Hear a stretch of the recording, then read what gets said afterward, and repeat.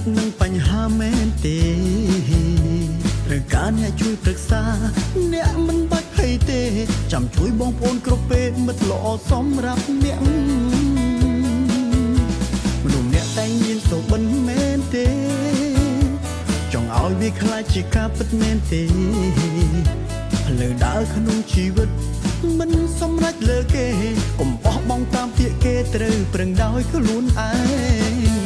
បេះដូងជំនួយនៅចិត្តបងកាយកុំស្ទាក់ស្ទើរឡើយចាំថាមានខ្ញុំ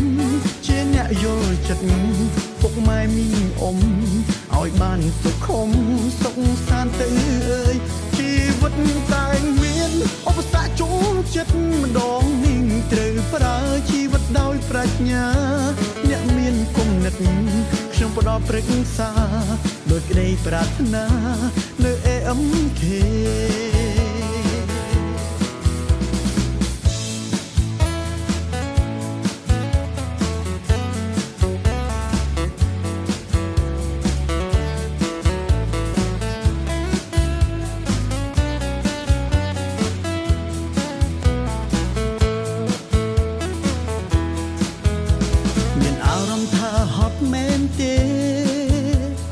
អ្នកជួបនឹងបញ្ហាមែនទេត្រូវការអ្នកជួយប្រឹក្សាអ្នកមិនបាច់ភ័យទេចាំជួយបងប្អូនគ្រប់ពេលមិត្តល្អសម្រាប់អ្នកមនុស្សម្នាក់តែងមានសុបិនមែនទេចង់ឲ្យវាខ្លាចជាការពិតមែនទេផ្លូវដើរក្នុងជីវិតមិនសម្រេចលើគេកុំបោះបង់តាមពាក្យគេត្រូវប្រឹងដោយខ្លួនឯ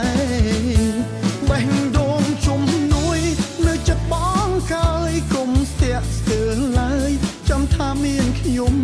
ជាអ្នកយល់ចិត្តពុកម៉ែមីងអ៊ំឲ្យបានសុខុមសុខសាន្តទៅអើយជីវិតតែងមានឧបសគ្គជួបចិត្តម្ដងនេះត្រូវប្រើជីវិតដោយប្រាជ្ញាអ្នកមានគំនិតខ្ញុំផ្ដល់ព្រឹក្សាដោយក្តីប្រាថ្នានៅ AMK